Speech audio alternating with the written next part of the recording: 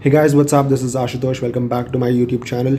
So this is my first bike, the Royal Enfield Classic 350 ash color. I bought this in 2015. So I'll be telling you all the pros and cons and how the journey has been. So keep watching the video. We'll be right back. Make the ground shake.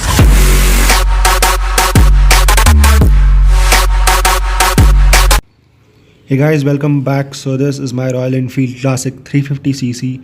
It's a 2015 model and this is how it looks like after 5 years of regular usage.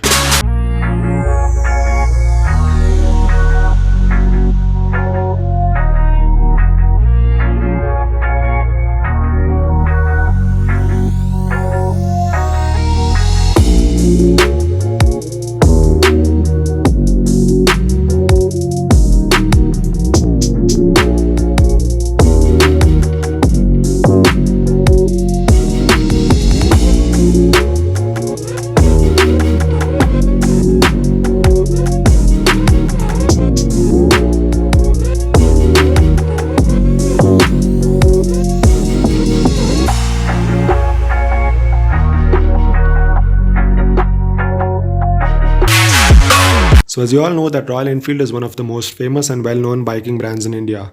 Bikes will come and go, but the legacy of the Royal Enfield will remain forever. Every individual at some point in moment of their life will definitely think of owning a Royal Enfield. Okay, now let me address the 2020 versions of Royal Enfield. These bikes get a alloy wheel and I don't know why Royal Enfield has been doing that. Because Royal Enfield being a tourer and off-roading kind of a bike, it shouldn't be having alloy wheels because alloy wheels tend to break when you hit a deep pothole at high speeds, and spokes actually take up the shock from the pothole. Okay, now I'll explain you how it's done. Now if you are going on a highway ride at around 80 to 100 kilometers per hour and you encounter a pothole, and when your tire falls into the pothole, the force acts along this way. Now these spokes, what they do is, suppose the size of your spoke is this much before putting it into the tire. What they do is they add tension and they elongate the size of the tire spoke and then they put it into the tire. So now this is a bigger size, okay? Now when the force acts along this way, these compress and they get back to its original position. That is, they absorb the shock from the pothole. Whereas in alloy wheels, since the alloys are stiff, it will break down but it won't absorb the shock. And also another issue that I faced on this bike is, and this problem is generally for 2015 and earlier versions of the bike, especially the Classic 350. Whenever I wash the bike or I give it for washing, the water that is on tank enters through the petrol nozzle and it fills up into the tank. It's not like all of a sudden, but every time you wash it, a part of water enters into the tank and it gets stored in the tank.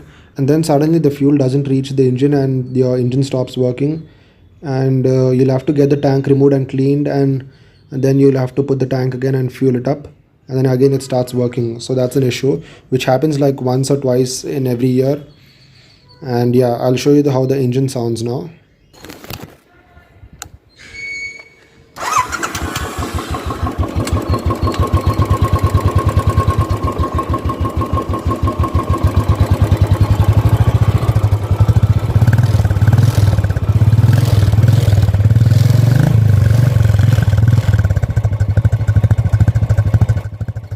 So the engine you see here is a very much louder engine compared to the 2020 model, because this is a carbureted engine and the 2021 gets a air-cooled fuel-injected engine. Okay, now if you want to know what Royal Enfield is famous for, just look at those mirrors. You see, those vibrations are what Royal Enfield is very much famous of. Not just the mirrors, I'll show you these. Look at these horns. Yeah, see how they vibrate? Not just the horns and the mirrors, the entire body keeps vibrating when you're riding. And this is not an issue actually. If you own a Royal Enfield, you'll be familiar of these kind of things. But you can fix it. It's just that you need to get your bike serviced regularly, and these small issues can be fixed. It's just that when you're getting a retro vintage kind of a bike, you do get the high comfort and the road presence and the dominance it has. But also you do get these kind of small issues like the vibrations, the water filling up in the fuel tank, and also this bike and all the versions which are of 2015 and before, these get a rear drum brake and a front disc brake.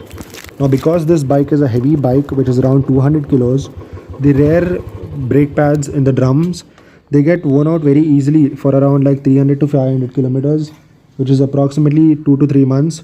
And then you have to get it changed for every 2 to 3 months for the brakes to work properly and full accurately. And they will cost you just around 100 or 150 rupees.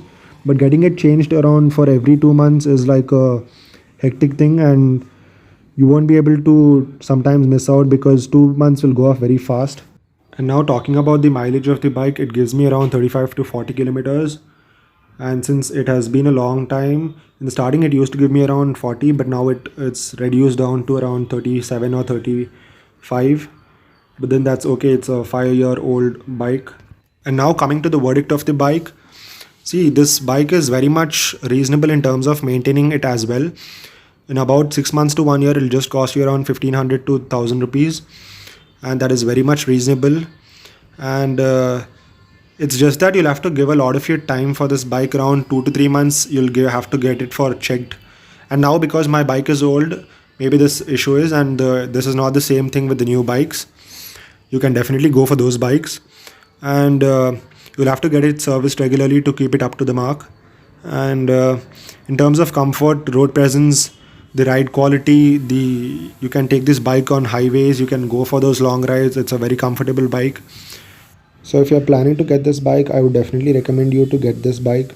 It's just that you'll have to give your time in maintaining it, and that would be a great bike to ride as well. Also, I got this Royal Enfield tank bag and the seat covers. It's around 2 years old, and I got it from a place called Ramkoti here in Hyderabad, which is like a huge market for bike and bike accessories. I exactly don't remember the shop, but then if you want it, you can go there and show these seat covers to any of them. They'll guide you where to get it done. And if you have liked the video, please do like, comment, share, subscribe.